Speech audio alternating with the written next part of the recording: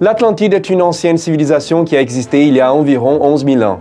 C'était une île gigantesque, entourée de plusieurs autres îles formant un véritable continent au milieu de l'océan Atlantique. Un endroit rempli de canaux, avec une agriculture et une alimentation abondante. Un lieu riche, rempli d'or, d'argent et de métaux précieux. Un endroit doté de nombreux temples et de bâtiments merveilleux, incroyablement bien construits, avec une technologie remarquablement avancée. De plus, c'était une puissance navale incroyable capable de dominer le monde entier par sa force. L'Atlantide était située à l'ouest des piliers d'Hercule, que nous appelons aujourd'hui le détroit de Gibraltar, séparant la mer Méditerranée de l'océan Atlantique. Elle était gouvernée par une confédération de rois qui avait autorité sur l'île de l'Atlantide et les autres îles environnantes. Il y avait 10 rois, tous des enfants demi-dieux de Poséidon, le dieu des mers, et Cleito, une mortelle. Le roi Atlas était l'aîné parmi eux, et donc le plus important parmi les rois. Atlantide signifie littéralement d'Atlas. Les Atlantes étaient avancés tant dans leur savoir que dans leur sagesse, et tout allait très bien. Cependant, avec le pouvoir et la richesse, les Atlantes ont progressivement perdu leur sagesse. Ils ont donc changé de politique. Ils étaient capables de dominer le reste du monde, et c'est ce qu'ils ont décidé de faire. Avec leur force militaire supérieure, l'Atlantide a décidé d'envahir les civilisations méditerranéennes. Une à une, les villes tombaient sous la domination atlante. L'ancienne Athènes serait le grand adversaire de l'Atlantide dans une guerre qui promettait mort et destruction. Mais les dieux, voyant l'orgueil et l'arrogance des Atlantes, ont décidé de punir avec la colère divine. Une série de tremblements de terre et d'inondations ont dévasté la civilisation atlante, et bientôt l'Atlantide a sombré dans la mer.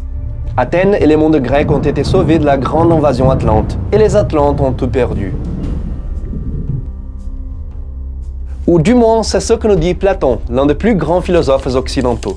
Platon est notre première source pour raconter l'histoire de l'Atlantide, et il l'a fait dans 2 livres, Critias et Timée. Platon a déclaré que les informations sur l'Atlantide provenaient de Solon, un législateur grec très important. Solon, à son tour, l'a appris des Égyptiens. Cependant, l'histoire de Platon est presque certainement une fabrication.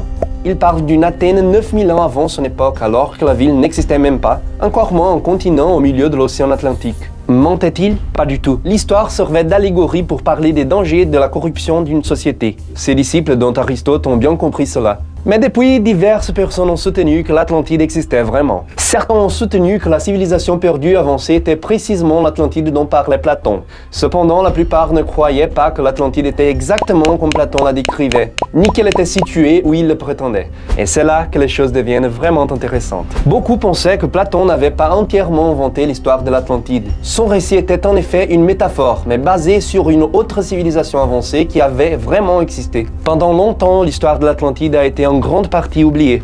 Grantor, un disciple de Platon, prétendait avoir entendu des rapports de prêtres en Égypte confirmant l'histoire de l'Atlantide. Proclus, beaucoup plus tard, cite le travail d'un autre philosophe qui aurait eu une documentation égyptienne sur l'Atlantide.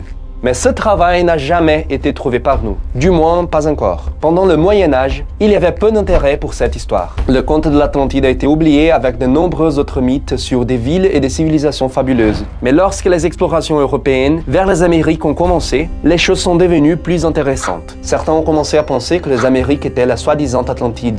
Après tout, certaines civilisations existaient déjà dans les Amériques, et les Amériques sont situées à l'ouest de l'océan Atlantique. Même ainsi, peu d'Européens croyaient que les anciens Atlantes avaient quelque chose à voir avec les peuples autochtones, les considérant généralement comme un peuple inférieur aux Européens, et ne pouvaient donc pas être liés à un peuple évolué comme les Atlantes. Néanmoins, certains croiraient plus tard que les origines des Mayas et des Atlantes étaient interconnectées. De plus, de nombreuses découvertes étaient faites, et les explorateurs rapportaient trop de nouvelles idées pour que les gens passent beaucoup de temps à se concentrer sur une petite partie du livre de Platon. Pourtant, les écrivains discutaient déjà des sociétés utopiques en utilisant l'Atlantide comme référence à ce moment-là.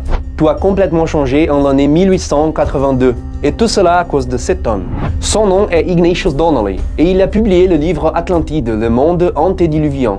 Son idée est que tous les peuples du monde provenaient du même peuple originel, et ce peuple était les Atlantes. L'Atlantide serait une île massive au milieu de l'océan Atlantique, à l'est des Amériques, et la migration des Atlantes aurait créé toutes les autres civilisations. C'était une terre si favorable que les peuples ont créé des mythes pour s'y référer. Le jardin d'Éden, l'Olympe et même Asgard seraient en réalité des représentations du même endroit. Ce qui au fil du temps est devenu un mythe différent pour chaque culture. Selon Donnelly, le grand déluge de la Bible s'est réellement produit.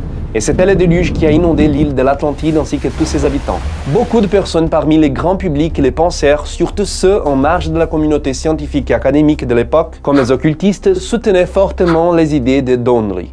Les occultistes parlaient de philosophies ésotériques et de phénomènes mystiques, et il y avait de nombreux nazis éléments qui suivaient l'occultisme. Cependant, il est important de remarquer que tous les occultistes ne sont pas nazis et tous les nazis ne sont pas occultistes. Beaucoup d'occultistes abhorraient en réalité les idéaux nazis. Mais certains occultistes nazis croyaient que les personnes supérieures de l'ancienne Atlantide étaient directement liées aux Aryans, et non à d'autres races, rendant les Aryans génétiquement supérieurs à toutes les autres ethnies. Cela a été affirmé par l'idéologue nazi Alfred Rosenberg dans son livre de 1930, Le mythe du XXe siècle. D'autres chercheurs nazis préconisaient également cette idée de l'héritage aryan étant lié à l'Atlantide. Parmi les lieux de rencontre se trouvait le Haus Atlantis de Hermann Wirth.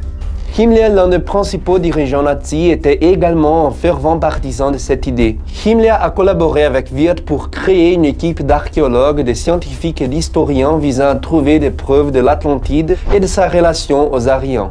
Néanmoins, la plupart des gens qui croyaient en l'Atlantide étaient complètement opposés à l'idée que les Aryans avaient une lignée exclusive aux Atlantes et étaient encore plus opposés à la doctrine du national-socialisme allemand. Avec l'accumulation de preuves en faveur de la théorie de la dérive des continents et de la tectonique des plaques, l'idée d'une île géante existant entre les Amériques et l'Europe s'est affaiblie. La théorie existait déjà depuis le début du XXe siècle et a été créée par Alfred Wegener.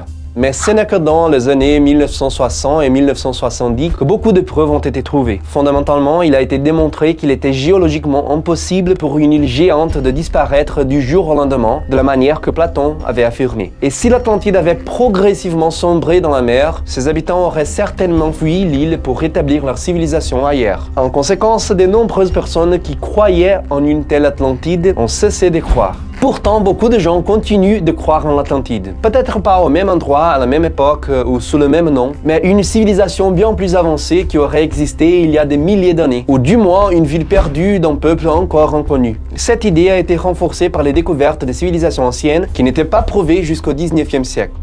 La ville de Troie, le grand ennemi des Grecs dans la guerre de Troie, dépeinte dans l'Iliade, a été considérée pendant des millénaires comme étant simplement un mythe, jusqu'à ce qu'elle soit découverte dans les années 1870. Et la civilisation minoenne de l'île de Crète n'a été découverte par l'archéologie qu'au début du XXe siècle. D'ailleurs, plus de 80% de l'océan nous reste inconnu, donc il n'est pas rare que des chercheurs trouvent quelque chose sur le fond de l'océan en pensant qu'ils ont enfin trouvé la civilisation perdue. Il existe des dizaines d'hypothèses sur l'emplacement de l'Atlantide.